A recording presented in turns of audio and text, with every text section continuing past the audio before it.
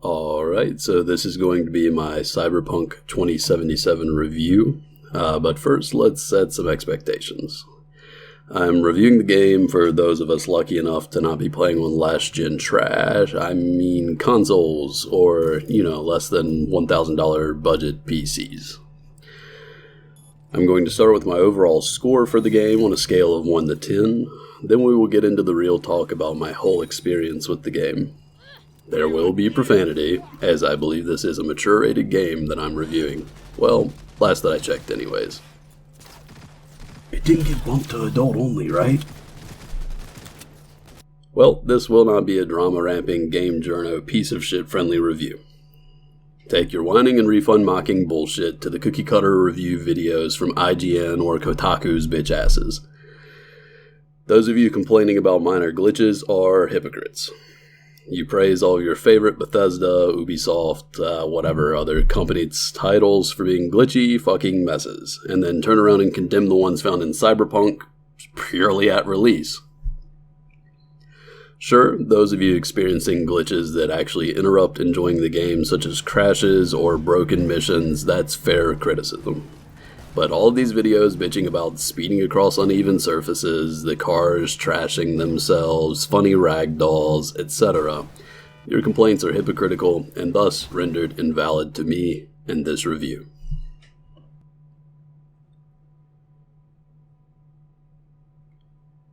So, to start us off, I'm going to save you the time if you aren't here for in-depth thoughts and discussion of Cyberpunk as a whole. My overall score for Cyberpunk in its current state is 8 out of 10. It isn't truly the game I waited all of these years for, but it is still rather solid and worth a playthrough, or 2, or 3. There are 3 life paths after all. Even if you have to wait for it to be optimized on your console or whatever, I do still recommend this game. Continuing on. Choom, I gotta tell you, this game has preem writing that even the whiny gonks trying to cancel this game would have to acknowledge if they'd just shut up and play through it. The writing in this game is absolutely the highlight, and you can tell the development team put real thought and effort into it. There are well over 500, 600 plus data shards full of writing to be found throughout the game, my favorite of which demonstrate that the writing team drew inspiration from great pieces of work. For my mother the goddess, silver-footed Thetis, telleth me that twofold fates are bearing me toward the doom of death. If I abide here and war about the city of the Trojans, then lost is my home return, but my renown shall be imperishable. But if I return home to my dear native land, lost then is my glorious renown, yet shall my life long endure. Neither shall the doom of death come soon upon me. And I would counsel you, others, also to sail back to your homes, seeing there is no more hope that ye shall win the goal of steep Ilios. From the Homer's, the Iliad. Just an example of one of the better data shards found throughout the game there. Now, not all of the shards are quite so insightful and intriguing. To be fair, a lot of them are just messages between background characters, access codes, etc. But the writing also shines in the game's dialogue choices. The paths are mostly only diverged at the beginnings and ends of the game. Yes, plural, beginnings and ends. However, the choices you make do ultimately change the course through which you reach the various endings, as well as which ones will be available to you. Even the little text messages and calls V receives often add heavily to the immersion of the game. So, writing, 10 out of 10. To be clear, this does not mean perfect. Perfection is simply unattainable and would be an 11 out of 10 or some stupid shit. Graphically and aesthetically, Cyberpunk is gorgeous. The developers were wise to include a photo mode because sometimes I was simply struck by a view and had to capture it. The sound design is pretty damn great too, with a wide variety in music as well. The world has small little adverts, NPCs, and locations that add nothing but immersion but are oh so great. The character designs for the important NPCs are wonderful, and each of them are interesting and unique. Even true bastards like the Ripper Doc, Fingers. Plus, I think we can all agree, Pan Am is amazing. The developers paid great attention to the small details that went into the design of almost everything that can be found in and around Night City. Unfortunately, some of these details and scenes are lost due to poor optimization or graphical glitches.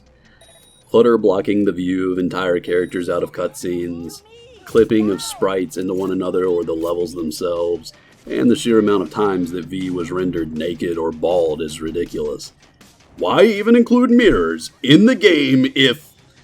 Ooh, gotta calm down. It's just a mirror. So, appearance, 9 out of 10. Here comes the dreaded part of the review where I have to be the asshole critic. Not as in I'm critiquing assholes, but you get what I mean. Just gonna throw the score out first, for those of you wondering how the overall rating ended up dropping. Gameplay, 5 out of 10. Whoa, don't click off the videos yet, diehard fans. Let me explain myself. There are redeemable parts about the gameplay. Smart guns? Fucking amazing. I enjoy sniping poor clueless gonks from around their cover like the guy from fucking Wanted or whatever that movie was with Angelina Jolie. The only smart gun that was underwhelming was the assault rifle, and even it was pretty cool. Cyberware and quick hacks are a blast too. The versatility available with all the toys they provide to you makes for a really fun experience. The skill trees are even varied and interesting. There are plenty of cards to play around with, and those still stuck driving their fucking derby car or soccer mom van can complain about the handling of the vehicles. But those of us with nicer rides can tell that the driving actually functions pretty well. Even on mouse and keyboard, I'm able to control the vehicle just fine. But there are just so many glaring negative factors about the gameplay. The fist-fighting side quests are trash and quite literally impossible unless you are overleveled, cheat, or have the Gorilla Arms cyberware. I spent 10 minutes beating on one of the opponents just for him to knock me on my ass with one 3-hit combo. The areas you fight them in aren't even properly spaced out, and I had issues where the opponent would end up out of reach with some invisible wall in between us. The final fight, no spoilers, has some shitty boxing ring that is just simply too goddamn tiny, especially for the size of the opponent. You don't gain infamy for killing a crap ton of members from a specific gang. Honestly, they don't even really respond when you fuck them over inside of gigs or story missions either. Pretty disappointed that I spent most of my playthrough killing through the animal gangoons just to be invited into one of their clubs for a gig. Cops, however, ooh boy, let me tell you, Samurai, these cops aren't lazy in Night City. They practice some Naruto-ass ninja no jutsu nonsense and literally appear out of nowhere. Well, when you commit a crime they care about anyways. There's no real consequence to this, however. Even if you reach the max bounty, you can simply drive away or run to the local Ripper Doc's place to clear the bounty away like nothing ever happened. There's real wasted potential here, and I believe it to be a cut feature of the game. They even introduced you to MaxTac, the SWAT of Night City essentially, only to never really utilize them in actual gameplay. The final complaint I have is that the crafting system is just underwhelming. You can't even craft more than one component at a time. I found myself mindlessly clicking my mouse over and over and over just to craft the hundreds of components I needed to craft the higher tier items. This was especially frustrating for me because I spec'd my Nomad character into the technical attribute and crafting perks. I ended up regretting it anyways, as the very best equipment needed to be found or looted. There honestly should have been more items to craft in total, and that is another point of wasted potential for Cyberpunk. Now that we've reached the conclusion of my Cyberpunk 2077 review, I just have to say if you are still watching, congratulations, you are now my biggest fan. Hardly anyone watches my videos and no one finishes them. So, now that you are dubbed #1 fan, you get to help me decide which game to review next.